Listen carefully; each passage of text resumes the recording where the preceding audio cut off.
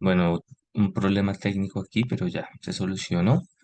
Entonces, recuerden que tienen ese espacio y cualquier cosa, pues voy a estar a la orden en el momento en que yo pueda también de pronto esté desocupado, porque a veces también me ocupo y no les puedo contestar. Vamos a continuar, entonces les voy a compartir aquí la pantalla y estaba viendo el taller, pero este no es el taller presentación. Listo. Ahora sí, a, a presentar la imagen en donde habíamos quedado, ¿sí? Estábamos hablando de las operaciones de workover, razones por las que se realiza un workover, hablamos de la pesca, finalmente de la pesca, pero pesca de cables, ¿no? Ya en este nivel, bueno, que puede ocurrir durante unos registros o pueden quedar herramientas de Worldline dentro de ellas. Entonces vamos a ver de qué se tratan estas herramientas que se pueden quedar en pozo y que hacen que haya una razón por la cual ir a hacer un mantenimiento o un recondicionamiento. Entonces, las operaciones de Worldline y Line, ¿sí? Entonces, Worldline, línea como de cable, ¿sí? Y Line, pues es ya un tema que hace alusivo a una tubería flexible. Entonces, es una línea flexible. Son usadas desde los inicios de la perforación para realizar operaciones en pozo, tanto productores como inyectores, usando un cable de acero. Entonces, el cable de acero es por donde se va a bajar la herramienta, pero este cable también funciona como medio de transporte para la información que está recolectando la herramienta. Entonces, esta técnica permite entrar, correr, configurar y retirar diversas herramientas e instrumentos de medición en el pozo. Ahí lo que vemos es un sistema, ¿sí? En muchos casos yo les había hablado que no es necesario un equipo de workover para algunas operaciones. Aquí tenemos entonces un equipo especializado para bajar una herramienta Worldline.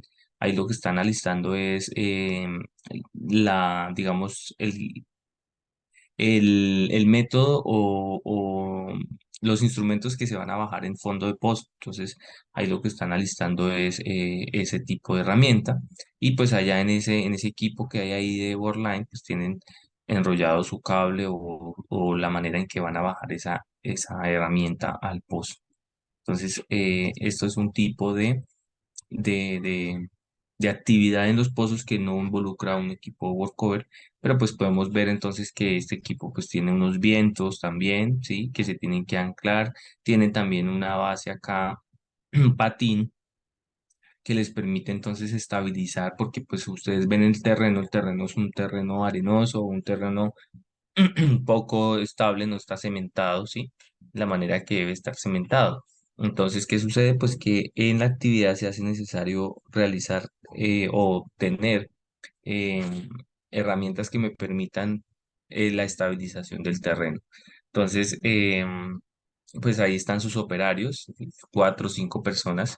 En realidad hay, digamos, actividades que requieren solo de tres personas, de un supervisor y de dos técnicos.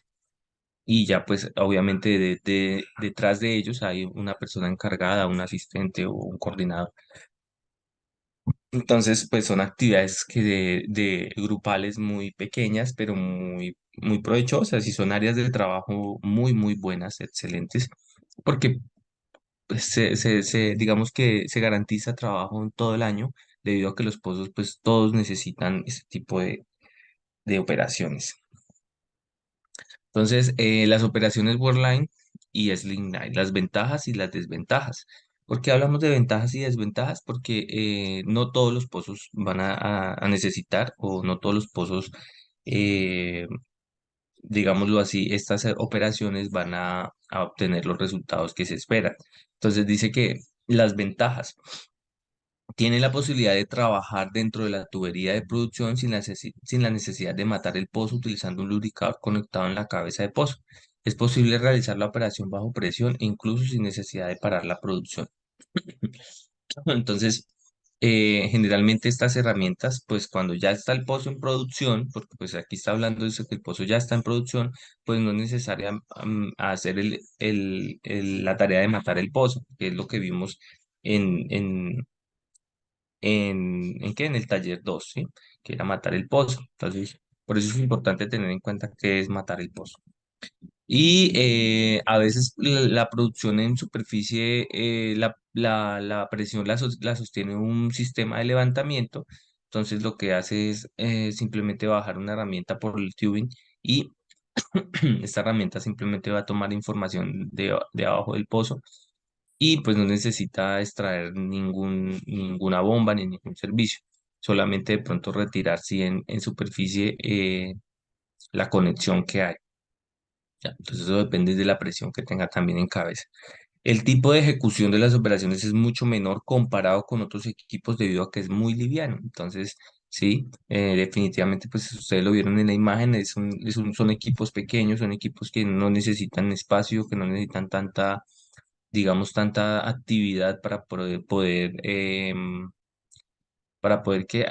funcionar. Entonces, este tiempo de ejecución es corto y por eso rinde mucho. La desventaja, entonces, el equipo de cable solo puede trabajar bajo tensión con cargas moderadas, lo que limita la posibilidad del uso, sumándole a esto que no es posible aplicar rotación o circulación. A pesar de requerir poco personal, la operación requiere que los pocos que hayan estén altamente calificados. Entonces, exacto. La desventaja es que el personal que está ahí pues debe saber de todo lo que es registros, o sea, deben de saber sobre geología, deben de saber sobre tuberías, deben de saber sobre equipos, deben de saber sobre los registros y las herramientas que con ellos se deben de tener y de la ejecución de las actividades. Todo esto requiere permisos. En esta parte se habla acerca de formatos y de permisos, entonces también obviamente debe haber un permiso del trabajo, debe haber un permiso en campo, debe haber un permiso del personal, deben de estar calificados y deben de tener un registro de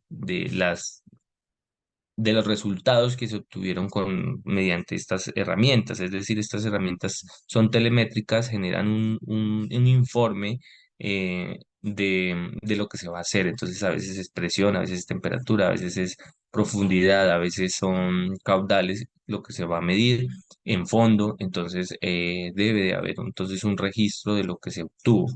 Entonces, todo tiene un registro, las empresas son muy celosas con respecto a todos estos tipos de registros porque generalmente estas empresas están calificadas en calidad y en calidad ellos manejan, son muy celosos con respecto al manejo de formatos y de resultados, obviamente también.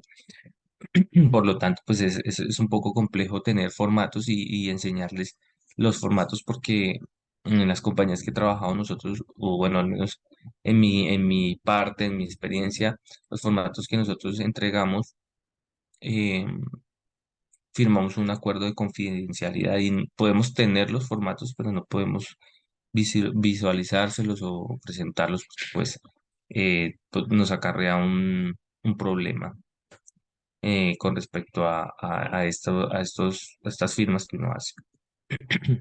Bueno, y continuamos. Dicen las operaciones de Woodline y Schooling Line. Digamos que estas operaciones también se combinan conjunto a otras. ¿Sí? A veces es necesario en una pesca bajar un, un- un equipo de registros para precisamente determinar qué tipo de pescado tengo.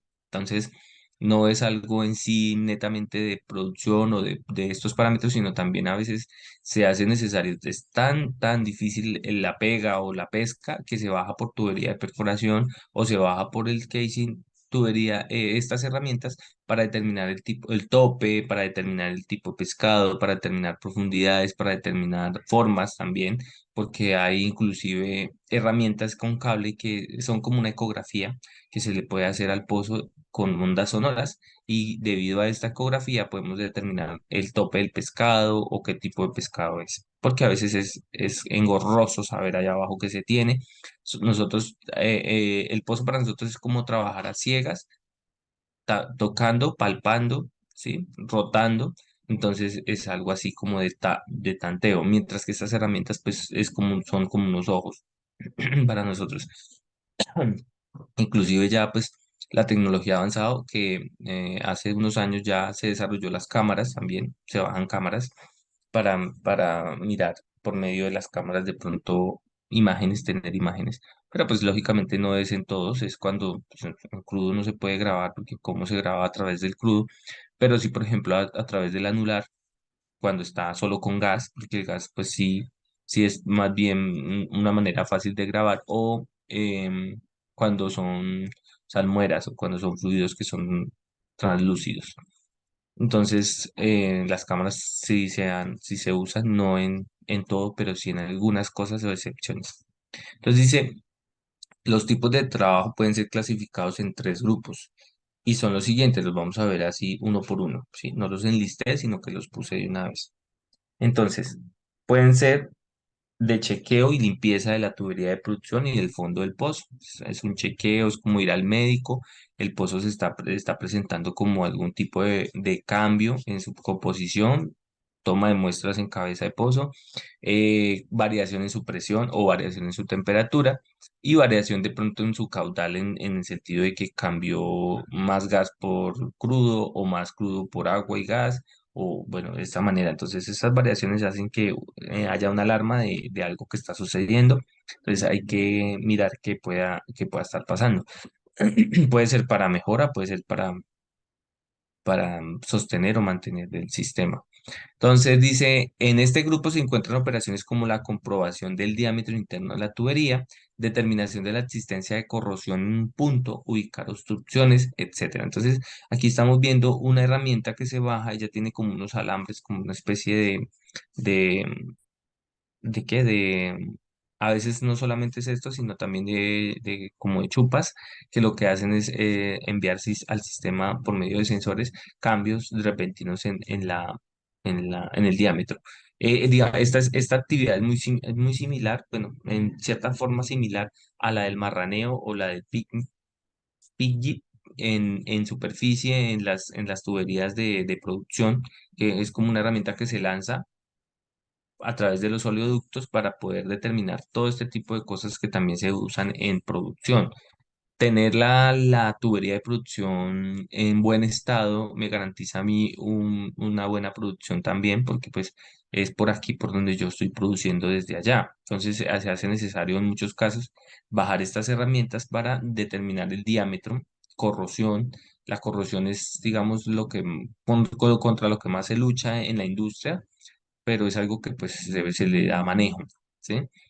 Em, la corrosión lo que causa después es pues que la tubería se rompa y pues empiece a generar crudo dentro del espacio anular entre la tubería de producción y el casing. Entonces, estos son digamos, algún problema. Las obstrucciones, pues en la tubería mientras asciende el gas, el agua y el crudo, pueden generar taponamientos, ¿sí?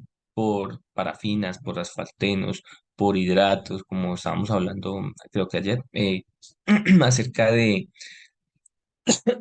este tipo de formaciones o de costras que se pegan también en la tubería y que me causan daño. Y si hay corrosión, pues mucho más seguro porque la corrosión viene siendo como el nido para este tipo para este tipo de, ¿qué? De problemas en la tubería, ¿sí?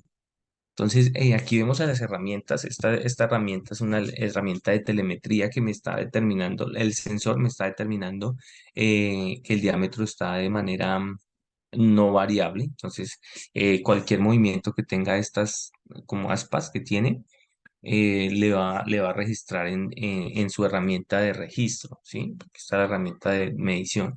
Y estas también. Entonces, estas generalmente se bajan colgadas del cable. Tienen esta forma y este peso porque pues por dentro obviamente llevan todo su sistema telemétrico, su sistema de sensores y además pues tienen que tener también peso para poder que bajen de manera por gravedad, sí, física. Entonces, tipos de trabajo con cables. Entonces, mire todas las herramientas que se pueden tener. Digamos que ellas se van enlazando unas con otras dependiendo de lo que yo baje. No todo me mide temperatura, no toda la herramienta me mide presión. Entonces, para yo tener todos los datos que quiera obtener, voy a tener una sarta una sarta compleja, una sarta, digamos, bastante diferente en la medida que el pozo también, el pozo que yo tenga. Eso también le permite a la tubería, si hay digámoslo así, el pozo es desviado, el pozo es horizontal, entonces estos bracitos lo que hacen es flexibilizar a la herramienta para centralizarla y que ella no se vaya a quedar atascada. ¿Sí? Obviamente la tubería, esta herramienta debe tener un espacio para que pueda bajar. Entonces debe haber un mínimo de ese espacio. Entonces los arpones que vimos al final a veces se utilizan para estas herramientas que quedan atascadas por allá abajo en la tubería. Entonces se bajan también los arpones con un cable obviamente mucho más resistente. Hablando de cables, pues es un tema también largo. Los cables tienen un sistema, digamos, de calibración, un sistema de mantenimiento, un sistema de corte, un sistema ¿qué? De tensión, ¿sí? Ellos también, entonces, eso es otro mundo en el sentido de las guayas como tal. Las guayas también se habla mucho en campo de las guayas. Entonces, son cables que también tienen su ciencia en el manejo de ellos. Bueno, entonces dice que la primera medida es para qué. Entonces, el primer punto es para chequeo y limpieza, ¿sí? El segundo es para mediciones, entonces pueden haber todo este tipo de mediciones. El chequeo hace parte de una medición, pero la limpieza ya es otra cosa. Herramientas que limpian la tubería y herramientas que miden en la tubería. Entonces, ya las mediciones ya tienen que ver con los registros como tal. A veces yo limpio, bajo la herramienta de limpieza primero, luego la herramienta de medición de temperatura, luego la medición de, de corrosión o de algún tipo de sonda que me mida otra información. Entonces aquí vemos estas sartas. Dice que los registros eléctricos son los registros eléctricos son para las formaciones. Generalmente las formaciones son rocas que contienen agua, gas o crudo. Entonces, ¿por qué eléctricos? La electricidad viaja más o viaja más fácilmente por el agua que por el crudo o que por el gas, ¿sí? Y pues, por decirlo así, este viaje, esta velocidad que tome la electricidad, me va a determinar qué tipo de fluido es, ¿ven? Entonces, por eso la electricidad se usa. No es para pasarla a través de la tubería o del casing, porque en cierta forma la electricidad también cuando hay corrosión, pues la corrosión es un óxido, ¿sí? Es un óxido, entonces es muy distinto yo tener hierro o una aleación de hierro a tener óxido. Pues también digamos que la parte eléctrica tiene una reacción distinta cuando está pasando por hierro mezclado a un óxido como tal. Entonces, por eso la electricidad, pero los eléctricos es más para como conocer el yacimiento, qué fluidos hay. Entonces, como le estoy diciendo, la electricidad viaja más, digamos, el agua hace un puente mucho más elevado para la electricidad. Entonces, si envío electricidad por el agua, voy a tener un envío mucho más elevado, más fuerte y me va a generar un registro completamente diferente así yo coloco electricidad en el crudo. El crudo, recordemos que es orgánico, se forma de hidrocarburos que hace parte de una masa orgánica. Entonces, la electricidad por las masas orgánicas, poco a poco. Ahora, si la roca es porosa y no tiene sino aire o gas, igualmente, entonces va a presentar una resistencia a la electricidad muy diferente a la resistencia que va a poner el agua o que va a poner el crudo. Entonces, mediante estos registros podemos obtener información valiosísima de producción. Bueno, entonces registros eléctricos de producción, en este caso estaba hablando de estos eléctricos para producción de temperatura y entre otros. Entonces también la temperatura, obviamente sensores de temperatura, que si la herramienta es en ¿sí? Tiene un nombre, ¿sí? Específico para temperatura y para presiones. Entonces, entre otros, sí hay muchísimos más, ¿ya? Porque unos van a medir la roca, unos van a medir espesores, otros van a medir tipo de fluido, otros van a tratar de saber qué porosidad o qué permeabilidad el cañones si están, digamos, de una buena manera abiertos, si tuvo una buena caño, si hubo una buena, un buen impacto de las balas o de la explosión que se hizo para abrir la tubería. Entonces, aquí vemos estas sartas, ¿sí? A modo de imagen y a modo de fotografía de dichas herramientas. Son herramientas muy costosas y que ellas vienen empacadas, guardadas de una manera en que se puedan tener mucho cuidado con ellas, ¿sí? Porque pues son delicadas. Bueno, entonces sigamos acá. Operaciones de burla, tipos de trabajos. El tercero, corrida, asentamiento, manipulación y retiro de herramientas. Entonces ya como tal, con cable vamos también podemos bajar, entonces como decíamos, una pesca o cañoneo con Weirline, instalación y manejo de válvulas de subsuelo, tapones de cemento, entre otros. Digamos que, por ejemplo, en el bombeo mecánico la bomba se puede extraer o se puede bajar por medio de un cable dentro de la tubería de producción. Luego de que yo instalo la bomba, entonces yo puedo bajarle el varilleo y conectar la varilla con la bomba. ¿Sí? Entonces, el cable es de gran ayuda para pozos, digamos, para pozos que no son muy profundos. Un pozo muy profundo, pues lo único que puedo hacer es bajar registros o bajar, pero el cable, digamos que es un limitante, es eso, que a veces son muy delicados o se pueden estar generando un pescado. Entonces dice que en este grupo se incluyen operaciones como pesca, cañoneo con wirline, instalación y manejo de válvulas de subsuelo, tapones de cemento, entre otros. Así, bueno. Entonces también podemos mirar con medio del cable, registrar o mirar cómo quedó el tapón de cemento o mirar la cementación de la tubería. Entonces, por medio de estos cables. Entonces, por eso es que se utilizan para también el cañoneo.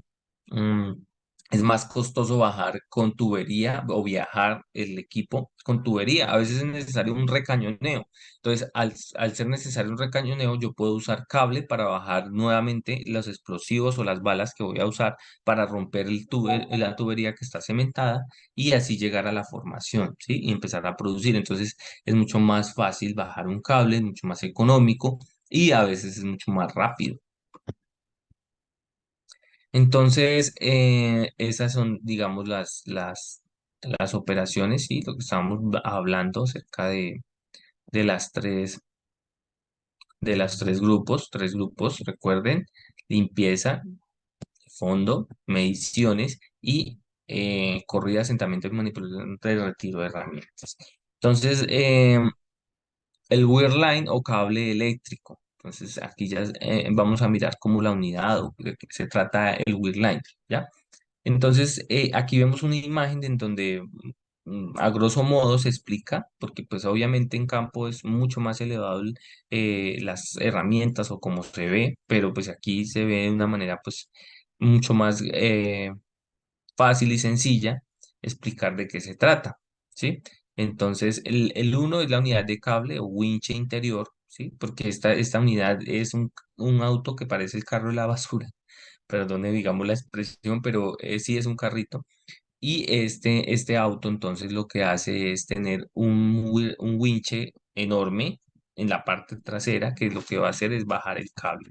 Entonces, este equipo pues tiene sus aditivos para ellos, aditamientos para ellos equilibrarse y estar de una manera sostenida sobre el suelo. Dos es el cable, ¿sí? El cable que sube a través de poleas. Entonces aquí se instalan una cantidad de poleas porque pues, el cable necesita no tener obstrucciones, tener la facilidad de enrollarse y desenrollarse.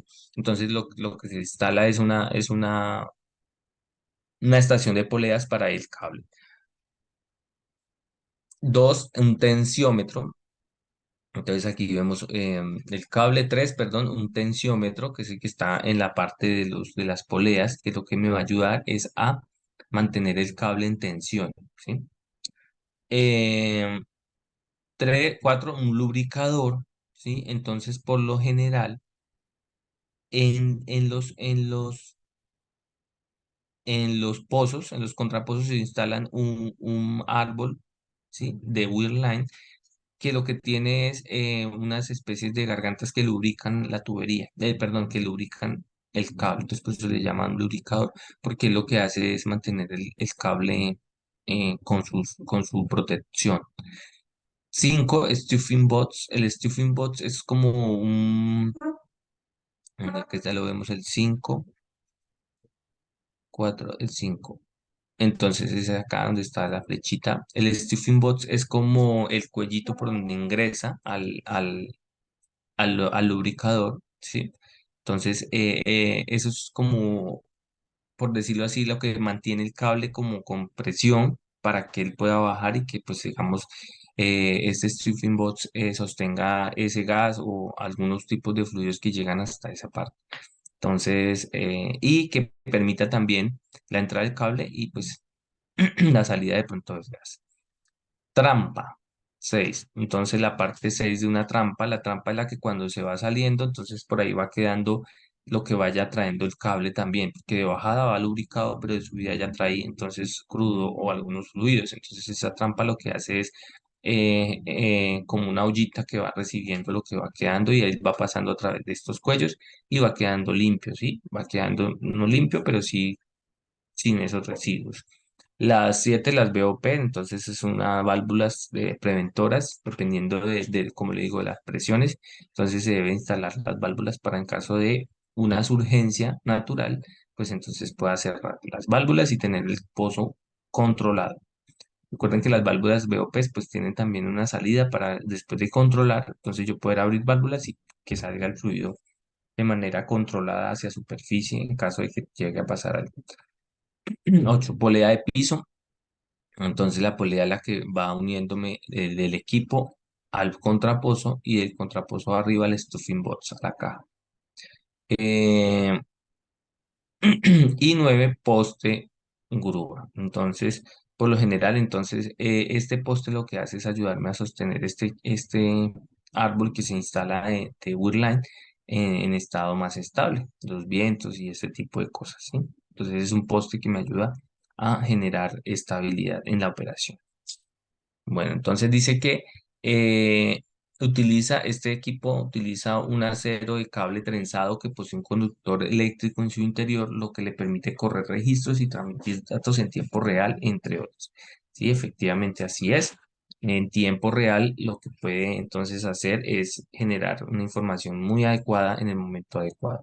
La unidad de tipo Wireline es usada en todas las etapas de la vida de un pozo, mientras que la mayor parte de las operaciones con Line se realiza a través de tubería.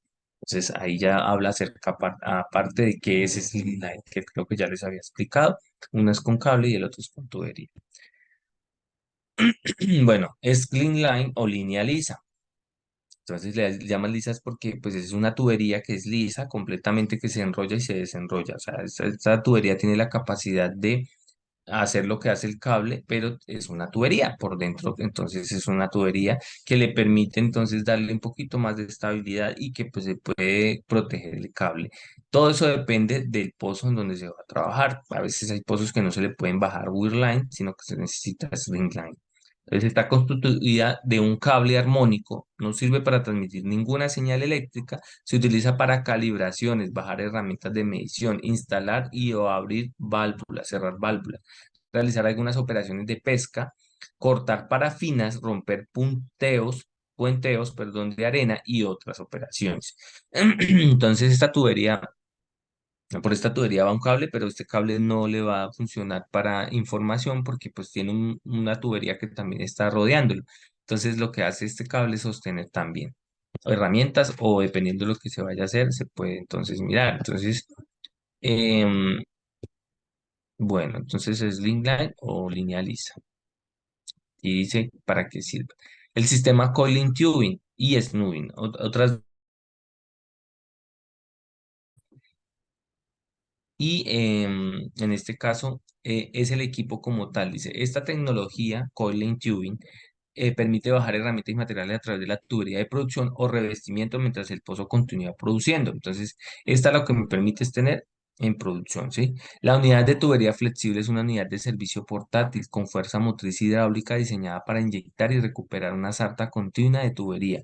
El término de tubería flexible hace parte a los tramos continuos de tubería de acero el equipo de superficie relacionado a las técnicas de reparación, perforación y terminación asociadas. Entonces, esto ya es un tubo, pero sin cable dentro, que lo que hace es bajar información, o sea, puedes también bajar registros, pero también se hace eh, para enviar, eh, para enviar ¿qué? Materiales. Entonces, por decirlo así, un fluido, una limpieza. Entonces, esta tubería me ayuda a bajar entonces este tipo de fluidos o de técnicas, ¿sí? Entonces son asociadas a este y entonces aquí es donde vemos esos equipos que traen ese rollo inmenso al aire y arriba pues un inyector de algún tipo de químico o algo. Estos son usados, por ejemplo, para la limpieza de arenas, ¿sí? Tiene un cabezal, tiene una BOP, tiene un stripler, que es el que me ayuda a sostener ese cabezal, un arco guía, que es el que va desenrollando y va enderezando la tubería flexible. Entonces, el sistema coiling tubing, eh, ¿qué usos tiene? Pues miren, aquí vemos una tubería que viene como revestida en cierta forma para protegerla. Entonces ahí dice, vea, los usos, dice lavado de arena y sólidos, cementación, consil- consolidación de arena, perdón. Entonces, la consolidación de arena es que no haya tantos derrumbes en la formación productora, entonces vamos a determinar si hay o no hay una consolidación de arena por medio de pruebas. Entonces, sartas de inyección de productos químicos. Pues, los productos químicos que se inyectan al pozo es para limpieza, para mejorar la producción, para cambios de algún tipo de parámetro que quiera tener yo en el fondo de pozo. Entonces, productos químicos, tubería de producción. Entonces, esta también sirve como tubería para producir algún tipo de muestras o de producción. Limpieza de parafinas y asfaltenos. Descargado del pozo e inicio de la producción, estimulación de formaciones, acidificación. Entonces ya esto también hace parte para la acidificación. Se inyecta ácido al pozo y luego se sigue inyectando agua para que este ácido corra a través de la formación y llegue a pozos productores con crudo ya combinado. Servicios de fresado a través de la tubería. Entonces yo puedo fresar también, puedo hacer pesca. Servicios de perforación y pesca y herramientas de colocación. Entonces también puedo bajar herramientas. ¿Qué sucede con las de cable y con las de esta unidad de coiling tubing?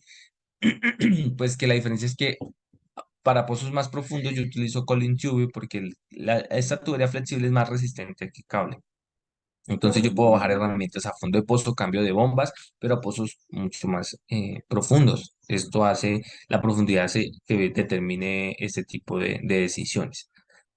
Y también, pues, obviamente los parámetros del pozo. Las ventajas y las desventajas de este sistema coiling. La tubería flexible puede ser bajada y recuperada mientras se está circulando los fluidos en forma continua, ¿sí? Es decir, por ejemplo, una acidificación. Habilidad para trabajar con presión de superficie presente. No necesita matar el pozo. Por el cuerpo de la tubería flexible no es necesario realizar conexiones y desconexiones, entonces va a ahorrar mucho tiempo. Eso es lo que quiere decir. Y desventaja, la tubería flexible es susceptible a torcerse y enroscarse o doblarse, la cual causa fatiga de esta, debilitamiento y requiere frecuente reemplazo. Pues, bueno, eso es una debilidad, pero en casos de extremos de que yo estoy utilizando esta tubería flexible en pozos muy fuertes de manejar, ¿sí? En cuestión de presiones y cargas. Tiene un espesor más delgado que la tubería convencional por tramos, lo que la limita a la resistencia a la carga de tensión de la tubería. Entonces, el límite es una tensión. Las tensiones son bastante, digamos, importantes conocerlas. Por eso, la medición del peso, de lo que se está bajando, es muy importante. Digamos que le ayuda a controlar a usted los viajes o este tipo de cosas, que no vayan a haber tensiones y un desgaste o un alargamiento de la tubería y por ende un daño, porque al alargarse la tubería el espesor de ella se disminuye. Debido a las características de transporte en carretes, altura y peso, se tiene una longitud limitada de tubería flexible que puede envolverse en el carrete.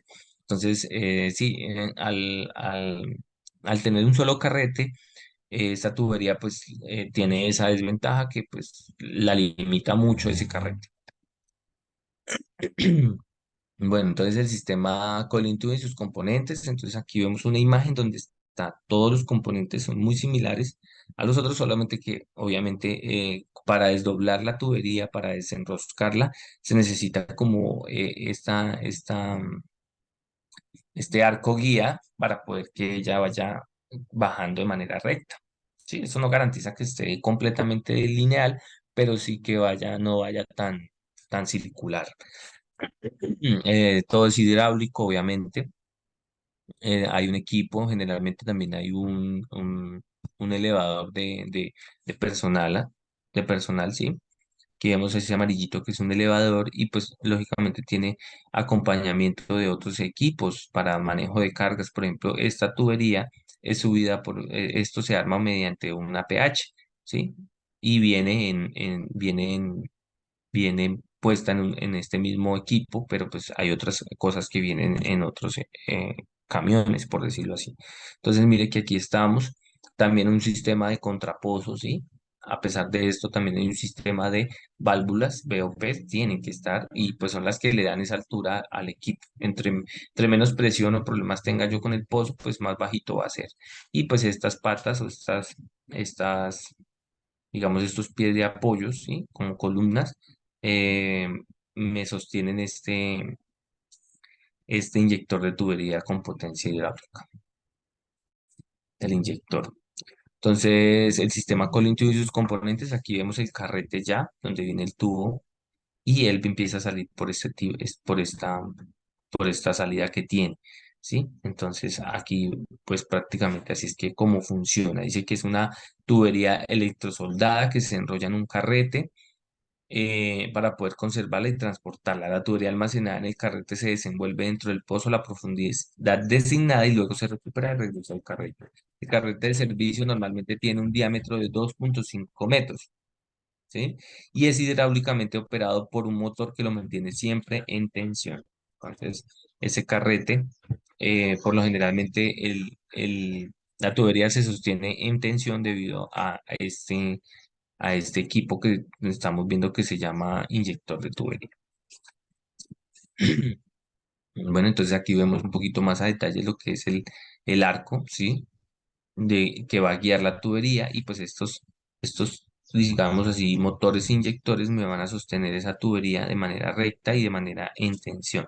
Entonces así es que funciona el stripper de, de- del carrete. Bueno, entonces aquí el inyector de tubería, entonces aquí es cómo funciona, ¿sí? Para poder obtener una tubería en tensión y una tubería recta dentro del pozo. Entonces aquí tenemos un sistema de motores que están moviendo, como por decirlo así, un, ¿qué? Esto se le llama como una correa, ¿sí? Por decirlo así, una correa que le va a ayudar a la tubería a estar recta y en tensión, ¿sí? Y empuja. Entonces ella va a agarrar la tubería y le va empujando. Y pues ella la que está en cierta forma superando, dando. Este motor son los encargados de bajarla y también de ascenderla. Y pues ya con el carrete va haciendo sincrónico el enrolle y la extracción. Sí, en el carrete no está la fuerza motriz para enrollar o desenrollar, sino en este comando de ruedas. Listo, entonces strippers y preventoras, ya la parte de abajo donde va el stripper es como un cuello, ¿sí? Que lo que me permite es entrar al pozo de manera segura para que no haya escapes. Y pues ahí yo uno el stripper a las preventoras para que tengan una presión. En caso de una urgencia, pues no haya problema. Pues miremos el sistema Snewing. El sistema estábamos hablando del Colin Tubing, ahora el Snewing. Es un sistema de servicio a pozo capaz de correr tubería en pozos vivos. Lo que quiere decir es que esta unidad fue diseñada para correr tubería hacia adentro y hacia afuera de un pozo bajo presión. Bueno, entonces esta de acá que estábamos hablando, las presiones son muy, digamos, relativas, no son altas, pero ya la unidad Snewing, ya lo que hace esta unidad es bajar a presión, ¿sí? Este sistema puede dividirse en cuatro categorías de componentes principales: la unidad básica de Snewing, los componentes de la sarta de trabajo, el sistema de control de pozo y el equipo auxiliar. Entonces, la unidad básica, una de, digamos, de las ventajas, dice que es un mecanismo hidráulico o mecánico utilizado para generar y transmitir las fuerzas compresivas de tensión y torsión a la sarta de trabajo. La tubería a usar es de menor diámetro, las unidades de determinación más livianas que los equipos de determinación convencional, son más rápidas de armar y previenen daños por fluidos a la formación. Entonces, como no mata el pozo con fluidos como las almueras, entonces por eso dicen que la ventaja es que previene estos daños. Están hablando de la como en comparación con un equipo de workover que va a hacer, digamos, algún tipo de cambio, algún tipo de operación. Entonces, están comparándolo con eso. Las cuadrillas del personal deben de ser entrenados para esta operación, pues no es una desventaja, sino que es como un requisito muy importante. Es un proceso más lento comparado con las unidades de tubería flexible y los equipos convencionales de terminación de pozo, ¿sí? O sea, en este caso, los equipos de workover o el equipo de perforación dice que es más lento. Los procedimientos generales son más complicados y requieren de más planificación. Entonces, como vamos a trabajar a presiones, tiene que haber un estudio previo de la presión, de las presiones que se van a manejar, de las preventoras y de la salta que se va a bajar.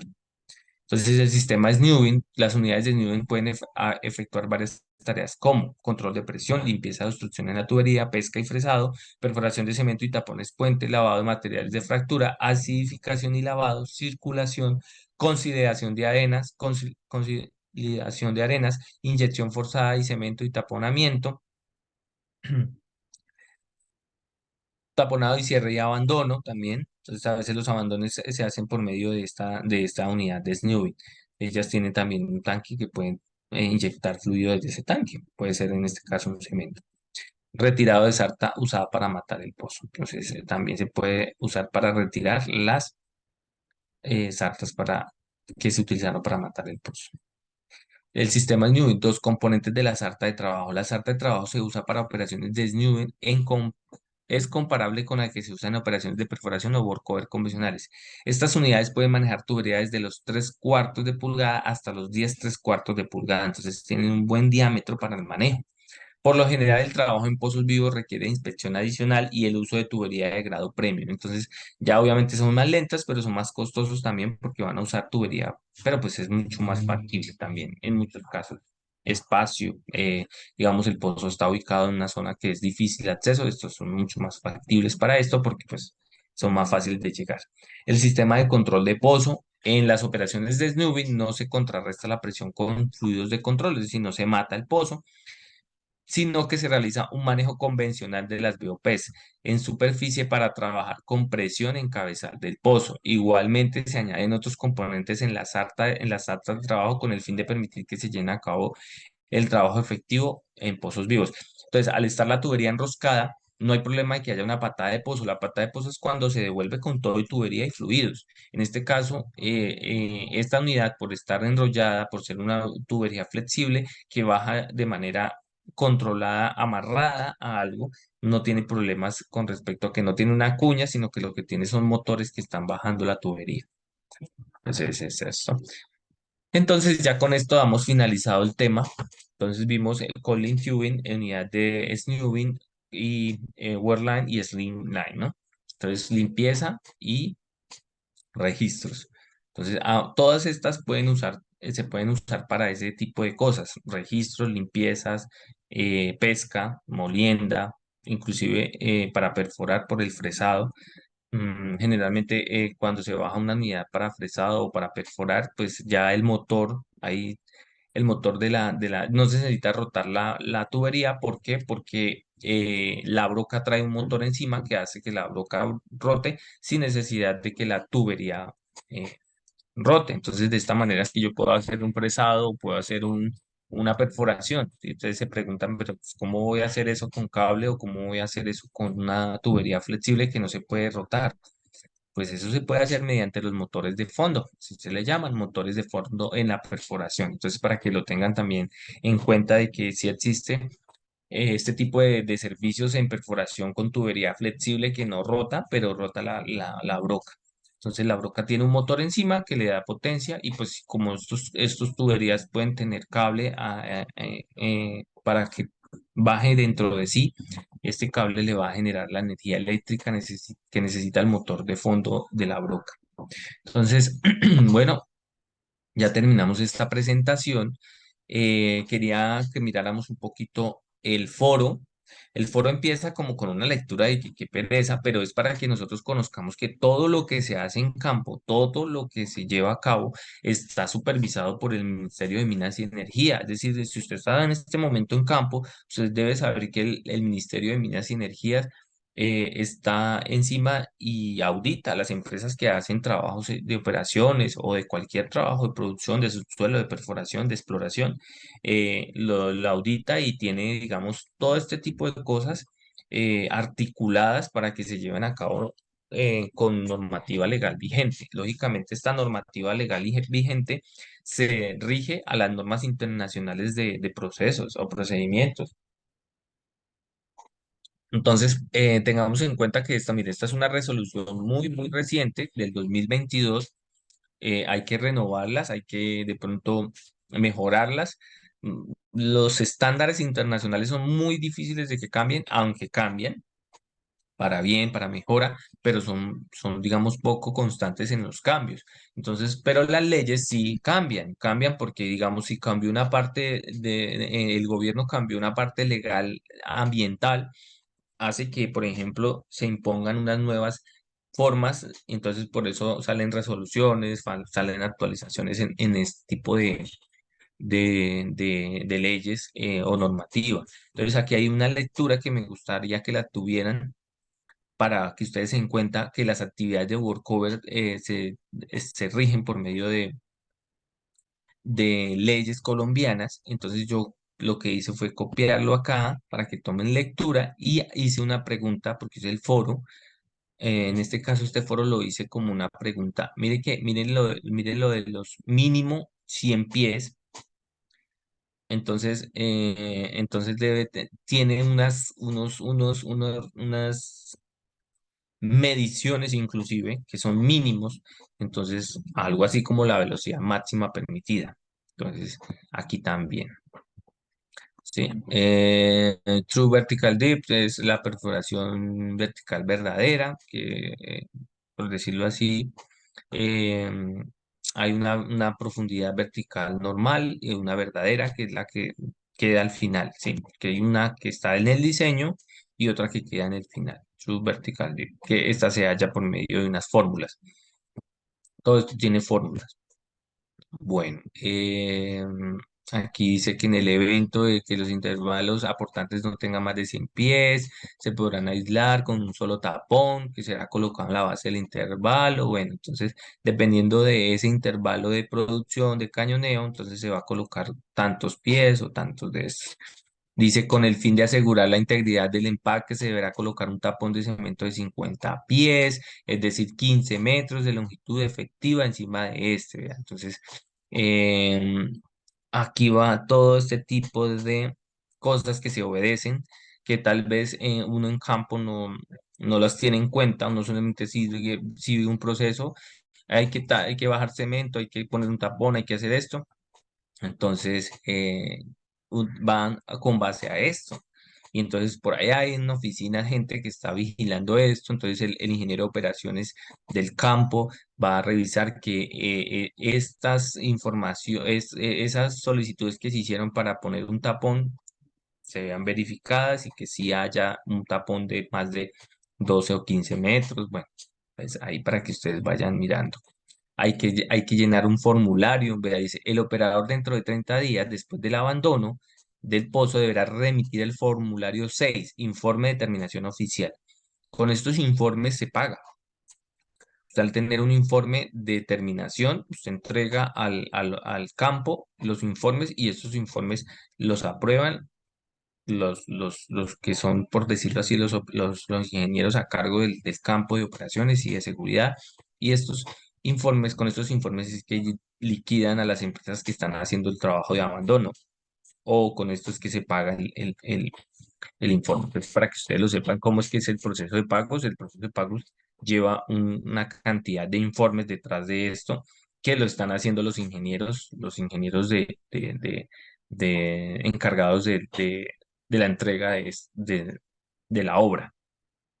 Y dice, y el formulario 10A, entonces un formulario oficial, formulario 6 y estos formularios se entregan entonces a las dependencias, Ministerio de Minas, perdón, Agencia Nacional de Hidrocarburos, entonces dependiendo de eso, a Ecopetrol o Ecopetrol a estos mismos, a los que ellos deben de dar respuesta. Entonces dice, con base al texto, leyendo todo esto y los requisitos y todo esto que hablan ahí acerca de que por esto, por estos motivos, o que hay que hacer esto, entonces dice, ¿qué posibilidades tiene un pozo de reactivarse luego de ser abandonado? O sea, ¿qué posibilidades hay de que después de que se mete un tapón, puede ser ahí en los cañones, en la zona de cañoneo, o más arriba, o encima, o que tenga tres tapones? ¿Usted qué posibilidades cree que usted tenga un pozo de reactivarse? ¿Sí? Digamos, por ejemplo, si no cementaron bien, si de pronto el yacimiento se reactiva porque se hizo una inyección en otra parte y esa inyección se fue hacia la zona donde estaba este pozo abandonado y generó una presión elevada o generó un gas o generó algún tipo de fluido. O, por ejemplo, si el casing está mal cementado, está oxidado, está roto y de pronto una formación más arriba pudo empezar a producir. Entonces, hay tapones de cemento para todo este tipo de cosas o si se resisten. Entonces, ¿qué posibilidades tiene un pozo de reactivarse luego de ser abandonado? ¿Cómo cree usted que debería ser la mitigación del impacto ambiental? Recuerden que cuando se abandona un pozo, bueno, aquí contándoles algo, se corta todo, se corta y se deja prácticamente mocho el casing y a ese casing se le pone una tapa y se le solda, ¿sí? Tiene que tener la soldadura especial, API, y se le debe hacer el taponcito de cemento, los taponcitos, y a esa tubería que se corta en campo, ¿sí? Obviamente con un corte que no genere llama y después de que se corta se le pone una tapa también. Entonces, eh, ¿usted cree que puede activarse? Luego después de eso se le hace un monumento. Bueno, ¿cómo cree usted que debería ser la mitigación del impacto ambiental luego de que un pozo se abandona? O sea, de dos mínimas ideas de mitigación. Es decir, el pozo, después de que se abandona, se destruye el contrapozo, ¿sí? Se rellena ese contrapozo, ya está, ya en su casing más externo se le coloca su, su tapa de metal, su tapa de metal que soldada y se le hace el monumento y se le coloca una placa, se le coloca, ahí va el nombre de la compañía, la operadora, el año, bueno, en fin, el nombre del pozo, la ubicación geográfica y también lleva coordenadas geográficas. Entonces, dice, ¿cómo cree usted que debería ser la mitigación del impacto ambiental? Pues, ¿qué sucedió? Pues cuando hicieron la perforación y cuando iban a hacer trabajos, el pozo, pues tal vez hicieron deforestación, tal vez impactaron con los motores y el ruido, los animales, si es en un campo, digamos, con selva, o si es un campo desértico, si o sea, de todo tipo hay pozos que están ubicados cerca a los ríos, cerca a los lagos, cerca a selvas. ¿Sí? En donde no hay es en los parques, porque los parques están protegidos por los parques, ¿sí? La ley. Entonces, ¿cómo cree que debería ser la mitigación? ¿Será que la mitigación que se hace, pues, es adecuada o no? Pues, ahí, pues, hay una lectura. ¿Cree usted que sucede? ¿Qué cree usted que sucede con todos los equipos, tuberías y herramientas que se instalan de un pozo en abandono? Ah, bueno, entonces abandonamos el pozo, se instaló los tapones y salieron tubería de producción, bombas de subsuelo, becas, herramientas que se pescaron. Bueno, ¿Qué más? Los contrapozos, los spool, todo eso donde iba el sistema de levantamiento sentado, el sistema de levantamiento, digamos un machín, digamos un PCP, motores, cables. Entonces, ¿qué cree que pasa con todo eso? O si sabe, pues podría entonces responder esa tercera pregunta. Entonces, este ya es el foro como tal y pues finalmente creo que estábamos con el taller también, ¿no? A ver, yo estaba viendo el foro, pero no lo estaba compartiendo. Bueno, este es el foro y tengo el taller también que,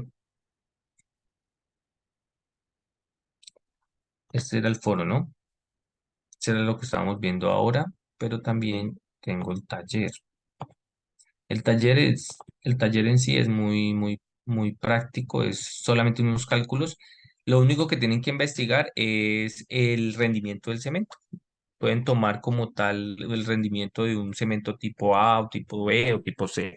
Sí, para abandono hay un cemento también, pero para efectos de cálculo pueden tomar un cemento tipo A o tipo B. Ellos tienen un rendimiento del uno algo.